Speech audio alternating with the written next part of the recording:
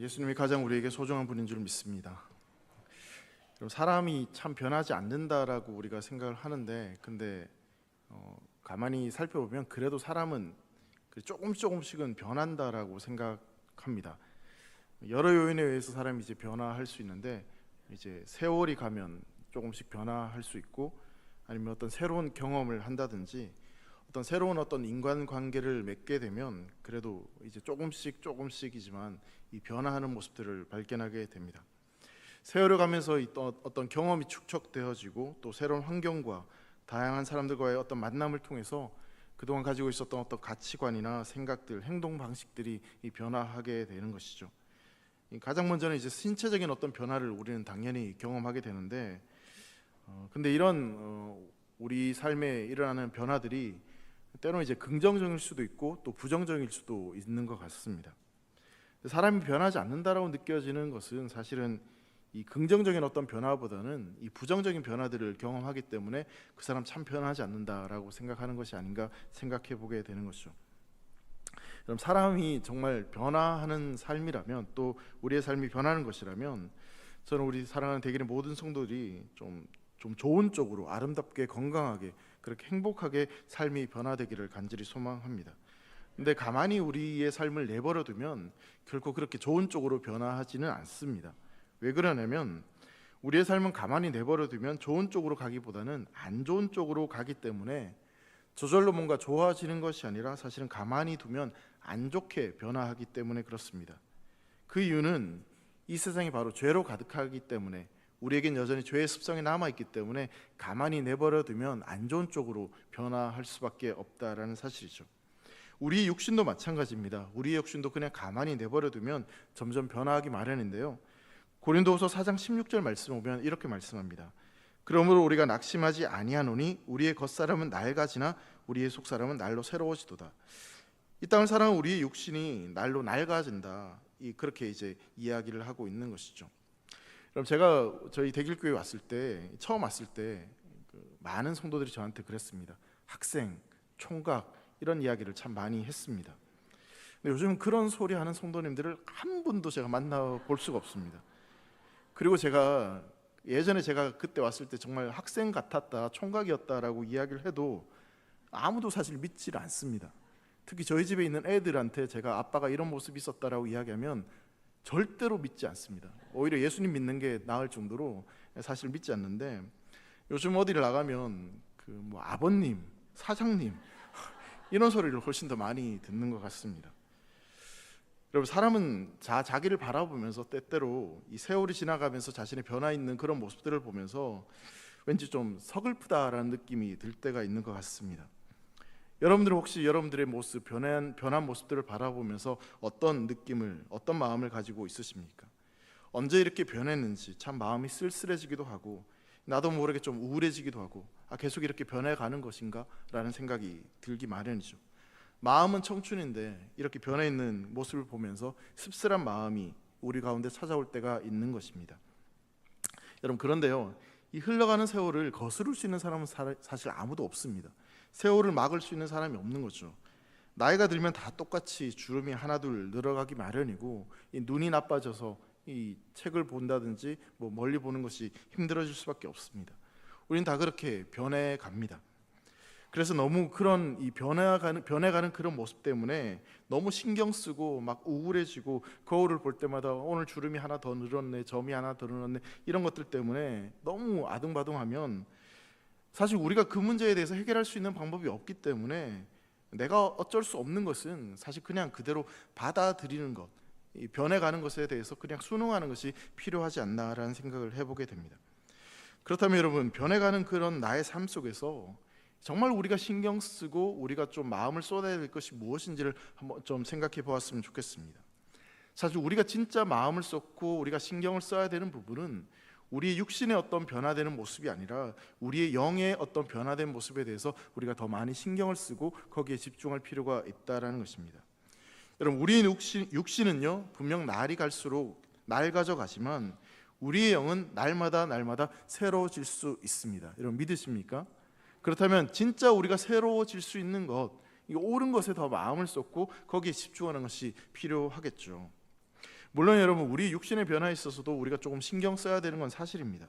운동해서 건강도 챙기고요, 화장품도 몇 개 좀 찍어 바르고, 이렇게 햇빛이 뜨거울 때는 선크림도 바르고, 그렇게 다니는 것이 필요합니다. 그냥 내버려 두면 더 나빠지니까 조금 더 신경을 쓰는 것이 맞는 거죠. 성경에도 보면 육신의 연습은 약간의 유익이 있다라고 그렇게 이야기를 합니다. 그러니까 그런 것이 필요하다라고 이야기를 하는 거예요. 여러분, 저도 조금씩 죄송하지만 흰머리가 생기기 시작했습니다. 그래가지고요, 몇 년 전에 어떤 분이 저한테 머리 감기만 해도 염색이 되는 샴푸가 있으니 그거 써보라고 이야기를 하시더라고요. 그래서 그 이야기에 눈이 번쩍 떠서 그때부터 이제 그 샴푸를 사용하는데, 가끔씩 저한테 머리가 이제 갈색빛이 난다, 머리 색깔이 예쁘다라고 하신 분이 있는데, 그 이유가 바로 그것 때문입니다. 염색한 게 아니라 그 샴푸를 쓰다 보니까 이제 그렇게 변화되는 거죠. 더 이상 살이 찌지 않으려고 제 나름대로 저도 그냥 꽤 많은 노력을 하고 있습니다. 그러니까 이제 살이 지금 좀 쪄 보이더라도 너무 그렇게 뭐라 하지 않으셔도 될 것 같아요. 열심히 노력하고 있는 증거입니다. 여러분, 이런 것들이 사실 우리에게 유익함이 분명히 있습니다.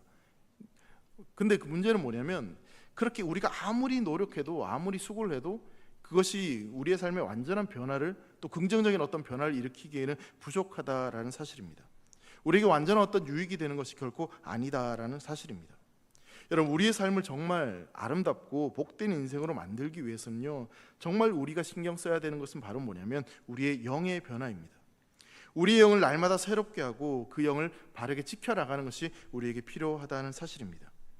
여러분, 세월이 흐르면 육신은 주름이 생기고, 또 머리도 하얗게 변하고, 허리도 굽고, 또 날로 그렇게 낡아가지만, 정말 우리 인생을 아름답고 정말 잘 살았다라고, 그렇게 복된 인생이라고 말하기 위해서는 우리의 영의 변화에 있어서 더 관심을 두고 집중해야 된다는 사실입니다.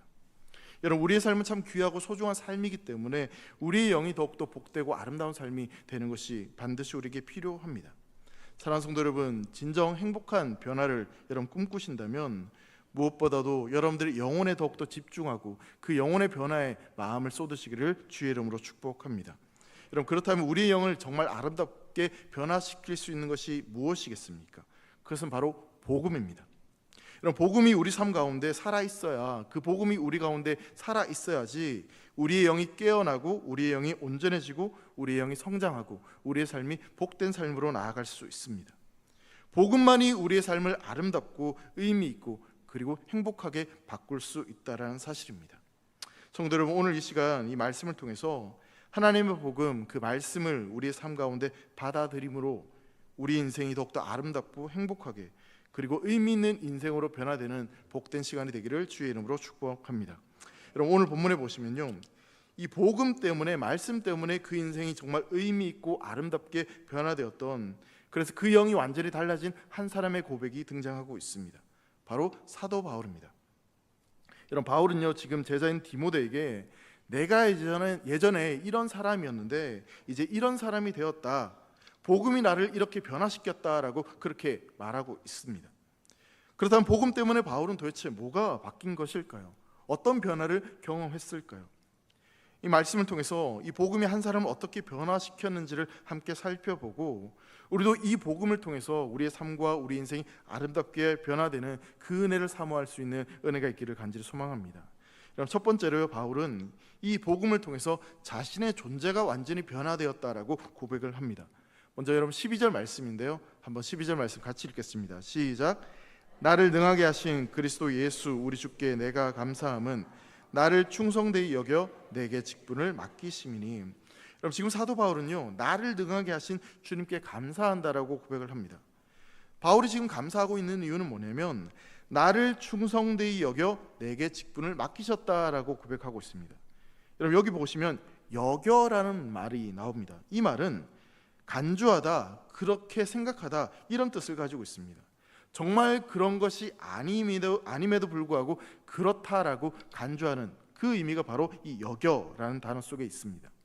바울은 지금 자신이 충성스럽지 않은데 하나님이 자신을 충성스럽게 여겨주셔서 그 직분을 맡게 되었다라고 고백을 하고 있습니다.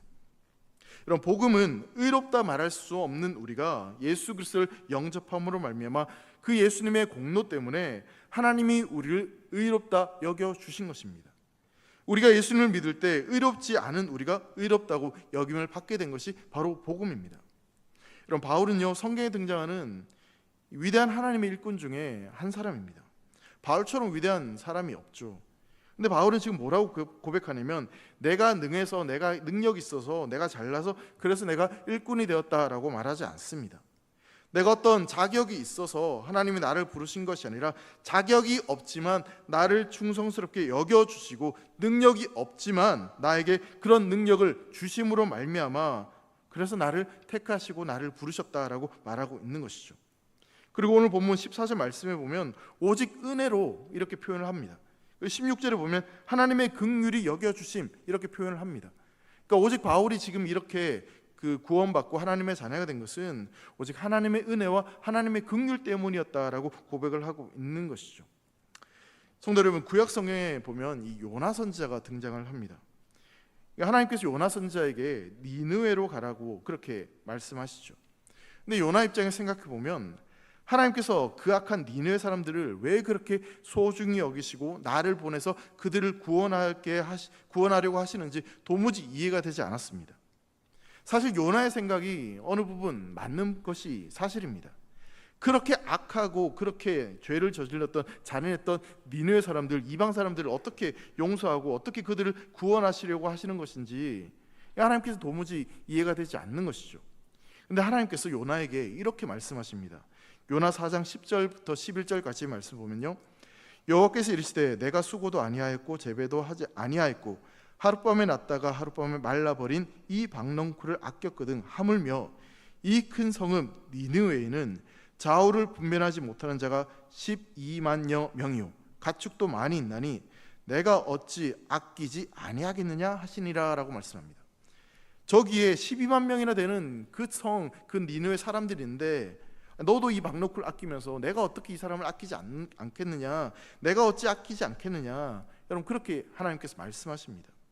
여러분, 이게 바로 하나님의 여겨주심의 사랑입니다. 사랑받을 자격이 없는데 사랑받을 자격이 있다고 그렇게 여겨주시는 것, 그래서 사랑을 베풀어 주시는 그것이 바로 하나님의 여겨주시는 사랑인 것이죠. 누가복음 15장에도 동일한 이야기가 등장합니다. 탕자 이야기를 여러분 살펴보면요, 여러분 이 비유에 등장하는 큰아들이 이 아버지의 재산을 챙겨서 집을 나가서 방탕한 삶을 살다가 돌아온 이 탕자를 아버지께서 너무나 극진히 맞아주고 또 극진히 환영해주는 그 모습을 보면서 도무지 이해가 되지 않았습니다. 집 나간 자식이었고 아버지의 자식을 다 탕진했는데 근데 그 자식을 그렇게 귀하게 소중하게 여기는 것이 도무지 이해가 되지 않았죠. 어떻게 돌아온 탕자를 위해서 가락지를 끼워주고 채색옷을 입히고 온갖 좋은 것을 먹이고 입히는지 도무지 이해가 되지 않습니다. 그러면서 나한테는 아무것도 해주지 않았으면서 나한테는 이렇게 대하면서 어떻게 저 집 나간 자식이 돌아왔을 때 이렇게 하는지, 그래서 화가 나는 거죠. 근데 여러분, 다시 돌아온 탕자를 기다렸던 그 아버지의 마음, 여러분 그 아버지의 마음이요, 우리가 사실 이해할 수 없지만 그게 바로 하나님 아버지의 여겨주신 사랑이었습니다. 누가복음 15장 22절과 23절을 보면 아버지는 종들에게 이르되 제일 좋은 옷을 내어다가 입히고 손에 가락지를 끼우고 발에 신을 신기라. 그리고 살찐 송아지를 끌어다가 잡으라. 우리가 먹고 즐기자. 이 아들이 돌아온 것, 그것만으로도 너무 기뻐서 이 아들을 위해서 모든 것을 내어주는 그 아버지의 사랑, 그것이 바로 하나님 아버지가 우리를 사랑하시는, 여겨주시는 사랑인 것이죠. 여러분, 이제 나는 아버지의 아들이라 말할 자격이 없습니다. 돌아온 탕자가 도무지 염치가 없어서 나를 아들로 취급하지 마십시오라고 했을 때, 여러분 그때도 아버지는 뭐라고 이야기하냐면요, 아니야, 너는 여전히 내 아들이야, 그렇게 여겨주십니다. 여러분, 찬송가 337장이요, 우리가 이제 앞서 예배 전에 불렀던 찬양 가운데 내 모든 시험 무거운 짐을 주 예수 앞에 아뢰면 근심에 쌓인 날 돌아보사 내 근심 모두 맡으시네 라는 가사가 있습니다. 근데 이 후렴 가사에 보면요, 앞에 나와 있는데 한번 같이 읽어볼까요? 시작. 무거운 짐을 나 홀로 지고 견디다 못해 쓰러질 때 불쌍히 여겨 구원해 주리 이 은혜의 주님 오직 예수. 여러분, 자격이 없음에도 불구하고 우리에게 은혜를 베풀어 주시고 우리를 불쌍히 여겨 주시고 그래서 우리를 택하시고 부르셔서 하나님의 자녀로 삼아 주시고 우리를 구원해 주시는 하나님의 사랑, 그 우리를 여겨 주신 자격이 없음에도 불구하고 사랑받을 수 있다라고 여겨주신 그 사랑이 우리의 삶을 변화시키고 우리의 삶을 새롭게 할 수 있다는 사실을 꼭 믿으시기를 바랍니다. 우리가 복음을 듣지 않았다면, 그것을 믿지 않았다면 우리는 그냥 가망이 없는 죄인입니다. 변하긴 하지만 좋은 쪽으로 변화되는 인생이 아니라 더 나쁜 쪽으로, 더 악한 쪽으로 변해 갈 수밖에 없는 그런 인생입니다. 근데 우리가 그 예수 그리스도를 믿어 그 복음을 받아들이는 그 순간 우리의 존재는 죄인에서 의인으로 변화되었습니다. 죄의 잔해에서, 사망의 잔해에서 우리는 이제 하나님의 여겨주시는, 사랑해주시는 그 소중한 자녀로 변화된 것입니다. 마귀의 종로를 타던 자에서 하나님의 귀한 자녀로 변화되게 된 것입니다. 사랑하는 성도 여러분, 그렇게 우리에게 새 생명을 주시고 우리를 변화시키셨던 그 하나님의 놀라운 사랑이, 우리를 소중한 자녀로 여겨주시는 그 사랑이 지금도 우리와 함께하고 계셔서 우리의 삶을 가장 좋은 길로 변화시켜 주시는 줄 꼭 믿으시기를 주의 이름으로 축복합니다. 여러분, 두 번째로요, 이 복음은 우리를 의미 있는 삶으로 변화시킵니다. 무엇이 정말 의미 있는 인생인지, 무엇이 바른 인생인지를 깨닫게 하게 되는 것이죠. 여러분, 13절 말씀을 한번 같이 읽었으면 좋겠는데요. 13절 같이 읽습니다. 시작.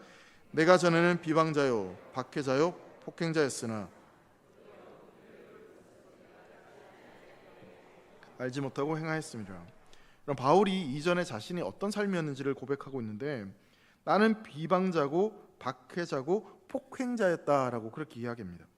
복음을 조롱하고 예수 그리스도를 조롱하고 예수 믿는 자를 핍박하고 박해했던 그런 존재였다라고 자신에 대해서 밝힙니다. 그러면서 이 15절 말씀을 보면요, 믿보다 모든 사람이 받을 만한 이 말이여 그리스도 예수께서 죄인을 구원하시려고 세상에 임하셨다 하였도다. 그 뒤 표현을 보면 죄인 중에 내가 괴순이라 라고 자신을 표현합니다. 그러니까 죄인 중에 괴수, 죄인 중에 내가 대빵이었다, 그렇게 지금 이야기를 하고 있는 거죠. 그냥 죄인도 아니라 죄인 중에 죄인, 정말 죽을 죄인, 정말 나쁜 그런 사람이었다, 그런 죄인이었다라고 자신에 대해서 이야기를 하고 있습니다. 자, 그런데요, 그가 그 하나님의 그 여겨주셨던 은혜와 긍휼을 힘입어 말미암아 그 복음을 받아들였을 때 그 삶이 어떻게 달라졌는지에 대해서 디모데전서 1장 1절에 보면 자신을 이렇게 소개를 한 장면이 있습니다. 우리 구주 하나님과 우리의 소망이신 그리스도 예수의 명령을 따라 그리스도 예수의 사도된 바울은, 이렇게 표현합니다. 비방자요 폭행자요 박해자였던 이 바울이 이제는 그리스도 예수의 사도가 되었다라고 이야기하고 있는 것이죠.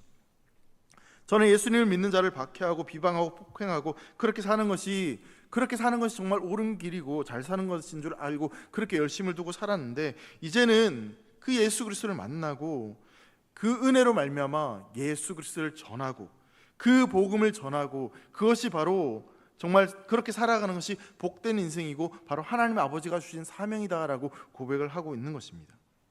그 전까지는 내 삶의 의미를 몰랐는데, 어떻게 살아가는 것이, 어디로 가는 것이 정말 옳은 길인 줄 몰랐는데, 근데 이 예수님을 만나고 복음을 듣고 나서 이제 그것을 제대로 깨달아서 정말 의미 있는 인생, 바른 인생, 바른 목적을 두고 살아가는 인생이 무엇인지를 깨닫게 되는 것이죠.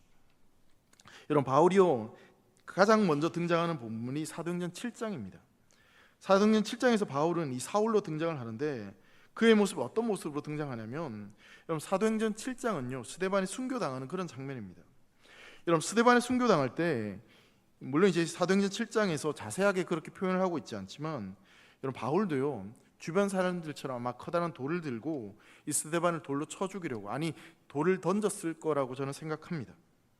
그리고 나서 사도행전 8장 3절 말씀 보면 사울이 이런 사람이었다라고 소개하는데, 사울이 교회를 잔멸할세 각 집에 들어가 남녀를 끌어다가 옥에 넘기니라. 교회를 잔인하게 잔멸시키는 그 모습으로 사울이 등장합니다. 집집에 들어가서는 사람들을 끌어내어서 옥에 가두는 모습으로 이 사울을 소개하고 있습니다. 예수를 비방하고 성도들에게 온갖 말로 폭행을 행하던 그가, 교회를 박해하던 그가, 그것도 모자라서 때리고 발로 차고 옥에 가두었던 그 사울이 이제는 예수님 때문에 핍박을 받고 예수님 때문에 감옥에 갇히고 예수님 때문에 매를 맞는 사람으로, 그래서 예수님을 전하는 사람으로 그의 인생이 변화된 것입니다. 여러분, 베드로도요 바울처럼 바울이 했던 고백을 한 적이 있습니다. 누가복음 5장 8절을 보면 이 바울이 죄인 중에 괴수다라고 고백했던 것처럼 이런 표현을 합니다. 5장 8절입니다. 시몬 베드로가 이를 보고 예수의 무릎 아래서 엎드려 이르되 주여 나를 떠나소서 나는 죄인이로소이다 하니 이렇게 고백을 합니다. 예수님을 만나고 난 뒤에 이 베드로가 이런 고백을 하는데, 베드로는 사실 자신이 배운 건 없지만 그래도 이 갈릴리 호수에서 물고기 잡는 것은 그래도 베테랑 중에 베테랑이었습니다. 누구보다 뒤지지 않는 그런 자부심이 있었겠죠. 근데 문제는 뭐냐면 밤새 그물을 내렸는데 물고기를 한 마리도 잡지 못했습니다. 이른 아침 갈릴리 호수에 많은 사람들이 예수님의 말씀을 들으려고 모여들었을 때 베드로는 한 마리도 물고기를 잡지 못한 채 그냥 그물을 씻고 이 어부들 가운데 그렇게 있었습니다. 근데 이때 예수님의 말씀을 듣는 그런 은혜를 누리게 되죠. 예수님이 베드로의 배에 오르셔서 이렇게 말씀하십니다. 누가복음 5장 4절에 보면 말씀을 마치시고 시몬에게 이르시되 깊은 데로 가서 그물을 내려 고기를 잡으라 라고 말씀하세요. 깊은 데로 가서 그물을 내려라, 사실 이 베드로 입장에서는 이게 현실적으로 따르기 굉장히 어려운 말씀입니다. 앞서 말씀드린 대로 베드로는 지금 이른 아침 그물을 씻고 있었습니다. 그 말은 뭐냐면 하루의 일과가 다 끝났다는 겁니다. 마무리했다는 거예요. 그리고 굉장한 육체 노동을 했기 때문에 그날은 좀 쉬어야 되는, 그래야지 다음날 일을 갈 수 있는 상황입니다. 근데 예수님께서 뭐라고 이야기하냐면 그물을 내리라고 그렇게 이야기합니다. 그리고 심지어는 아침이어서 이 고기가 거의 잡히지 않는 그런 때였습니다. 고기는 주로 밤에 다니는데 밤새도록 베드로가 그물을 내렸는데 고기를 잡지 못했고, 베드로는 그 갈릴리에 있어서 굉장히 베테랑 어부였기 때문에 물고기를 잡을 수 있는 포인트를 잘 알았을 거예요. 여기서 안 잡히면 여기도 갔다가 저기도 갔다가 이 갈릴리 호수를 전부 다 뒤지면서 물고기를 잡으려고 노력을 했던 거죠. 그렇게 해도 못 잡았는데 아침에 물고기를 잡으러 가려고 하니 사실 이해가 되지 않을 수도 있습니다. 어쩌면 마음속으로는 예수님, 나는 어부이고 당신은 목수 아닙니까? 내가 베테랑인데 어떻게 나한테 그렇게 말씀하십니까? 그렇게 생각했을지도 모르겠습니다. 근데 여러분, 베드로는 순종합니다. 말씀에 의지해서 깊은 곳에 가서 그물을 내리죠. 성경에 보니까 말씀에 순종했더니 그물이 찢어질 정도로 그렇게 많은 고기를 잡았습니다. 그리고 그 상황에서 베드로는 뭐라고 이야기하냐면요, 주여 나를 떠나소서 나는 죄인으로소이다 라고 고백합니다. 예수님이 진짜 누구인지를 베드로는 만났습니다. 그리고 그 예수님을 만나고 난 뒤에 자신이 얼마나 큰 죄인인지를 깨닫게 되는 것이죠. 예수님이 죄인을 구하려 이 땅에 오신 구원자이시며 자기가 죄인 중에 한 사람이란 것을, 죄인 중에 괴수라는 사실을 바울처럼 깨닫고 그 예수님 앞에 나는 죄인입니다, 나를 떠나소서라고 고백을 하는 것입니다. 그런데 여러분, 그렇게 예수님을 만나고 자신이 죄인이란 것을 고백한 이 베드로가 결국은 그 그물을 내려두고 물고기를 잡는 어부가 되는 것이 아니라 사람을 낚는 어부가 되었습니다. 베드로는 수천 명을 주님 앞으로 인도하는 사람 낚는 어부로 쓰임 받을 수 있었습니다. 성도 여러분, 우리의 삶이 왜 의미 없고 행복하지 않고 지루하고 때론 따분하고 계속해서 갈급함을 느낄 수밖에 없겠습니까? 왜 사는지, 왜 일하는지, 내가 어디로 가야 되는지 내 길을 제대로 알지 못하기 때문에, 그래서 그냥 무조건 열심히 살아가기 때문에 그렇게 열심히 살아가면 살아갈수록 더 지치고 힘들고 그렇게 어려운 인생을 살아갈 수밖에 없는 것입니다. 여러분, 그런 인생 가운데 우리에게 필요한 것은요, 이 복음이 필요합니다. 그 복음을 통해서 내 심장이 뛰고 내 가슴이 뛰고 내 삶이 변화되어서 정말 내가 어떤 일에 내 마음을 쏟고 내 열심을 두고 살아가야 되는지를 깨닫게 돼야지, 그래야지 여러분, 우리 인생이 지치지 않고 더 기쁨과 더 열심을 가지고 살아갈 수 있는 것입니다. 얼마 전에 이제 국내 선교를 저희가 다녀왔습니다. 축구전도 다녀오셨던 분들, 그날 온도가 거의 35도, 36도 엄청난 더위였습니다.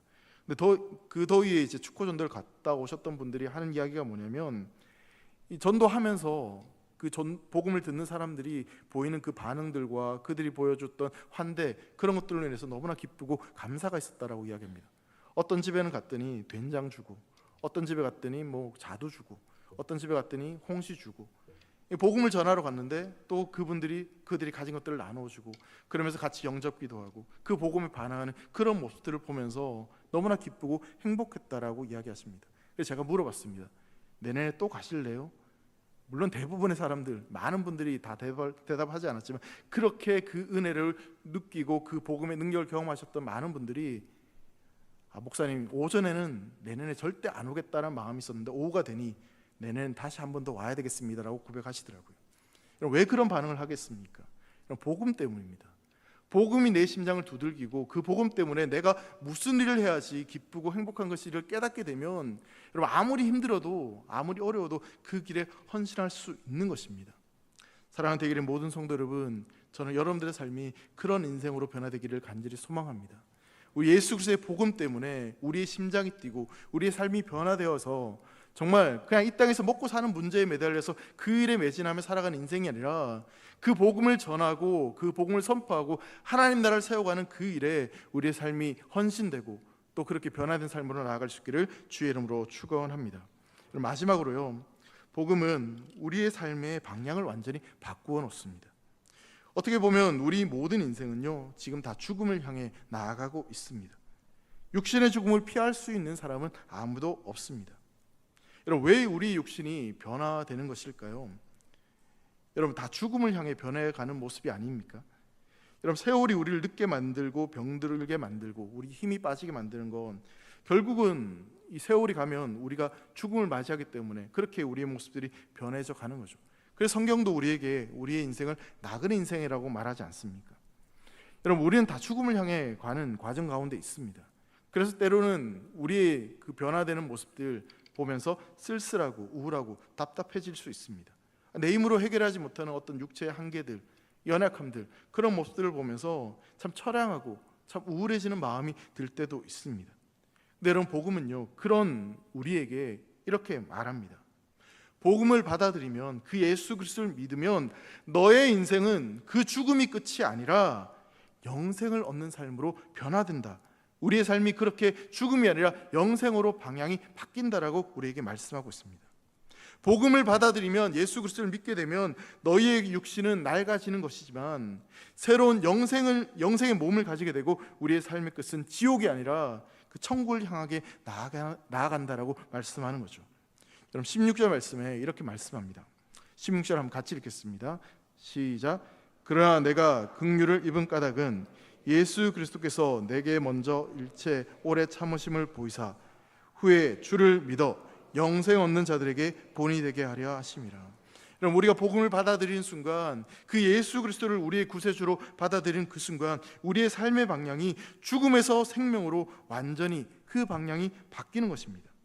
그리고 여러분, 그 예수 그리스도를 믿는 사람들은 우리의 육신이 세월을 흘러 늙어가고 아파하고 힘이 빠지지만 결국 죽는 것이지만 더 이상 절망하지 않고 우울해질 필요가 없다라고 말씀합니다. 왜냐하면 우리의 삶은 거기서 끝나는 것이 아니라 우리에게는 영생이 주어지기 때문입니다. 영생의 삶으로 나아가는 그 소망이 우리에게 있기 때문에 우리의 육신의 쇠함 때문에, 우리의 연약함 때문에, 우리의 모습이 그렇게 낡아지고 그렇게 연약해지는 그 모습 때문에 고통스러워할 필요가 없다라고 말씀하고 있는 것이죠. 복음은요, 우리 인생의 종착지가 다르다라고 말씀하고 있습니다. 우리가 가야 될 최종 목적지가 예수님을 모르는 사람들과는 완전히 다르다라고 말씀하고 있는 것이죠. 어쩌면 우리가 살아가는 이 세상을 살아가면서 예수 믿지 않는 사람이나 우리나 별반 다를 것이 없는 것처럼 그렇게 느껴질지도 모르겠습니다. 이 땅에 살아가는 사람들의 모습이 별반 다를 것 없이 다 똑같아 보여질지도 모르겠습니다. 근데 여러분, 똑같지 않습니다. 여러분들은 저 예수를 모르고 살아가는 저 세상 사람들과 다릅니다.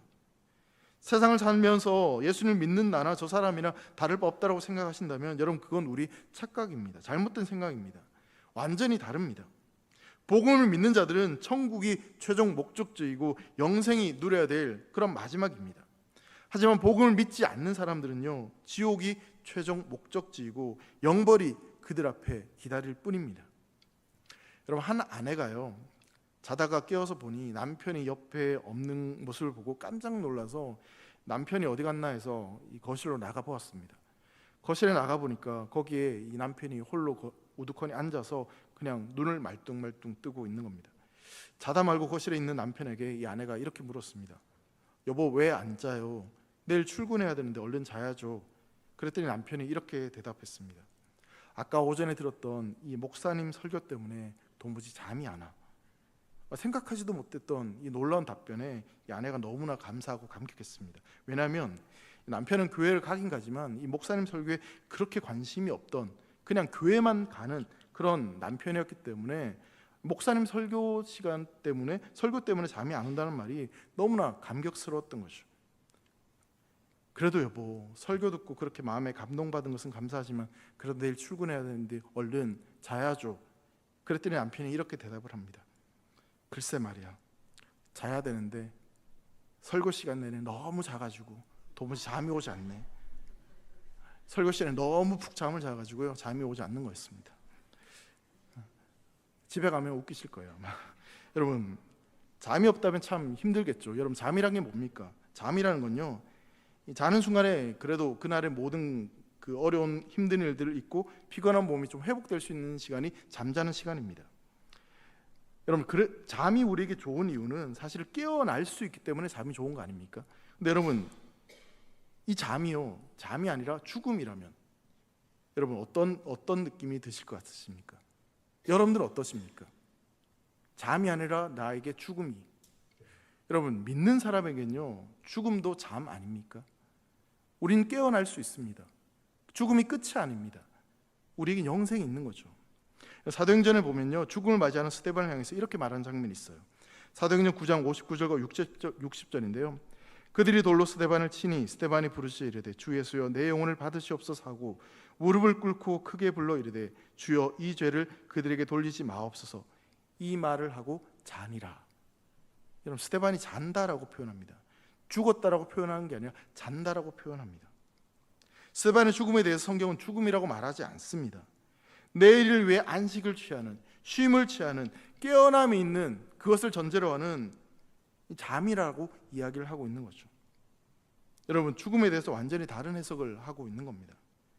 스데반의 끝이 세상의 끝과 다르다는 것을 이야기하고 있는 것입니다. 스데반의 끝이 세상이 두려워하는 죽음이 아니라 잠이라고, 깨어남이 있는 것이다라고 이야기를 하고 있는 것이죠. 성도 여러분, 모든 사람은요, 세월이 가면 죽습니다. 변하기 마련입니다. 낡아져 가고 갑니다. 근데 복음을 믿는 우리는 이 땅에 있는 사람들과 그 결말이 같지 않다라고, 끝이 같지 않다라고 분명히 이야기합니다. 지금은 비슷해 보일지 모르지만, 아니 지금은 좀 내가 뒤처져 보이는 것 같고 좀 부족해 보이는 듯한 모습이겠지만 우리의 끝은 분명 그들과 다릅니다. 사람이 두려워하는 죽음이 아니라 우리에게는 영생이 있습니다. 그래서 우리는 끝이 아니라 새로운 시작입니다. 사랑하는 성도 여러분, 이 복음을 통해서 그 영생을 소유한 자답게 살아갈 수 있기를 주의 이름으로 축복합니다. 우리가 마지막에 누릴 것은요, 세상 사람들과 다르다는 분명한 확신으로 여러분, 오늘 우리에게 주어진 그 자리에서 정말 믿음으로 승리할 수 있는 사랑하는 대길의 모든 성도들 되시기를 주의 이름으로 축복합니다. 성도 여러분, 우리의 삶은 변화됩니다. 변하기 마련입니다. 세월이 가면, 아니면 우리가 어떤 환경 속에서, 어떤 사람과의 관계 속에서 조금씩 변화되기 마련입니다.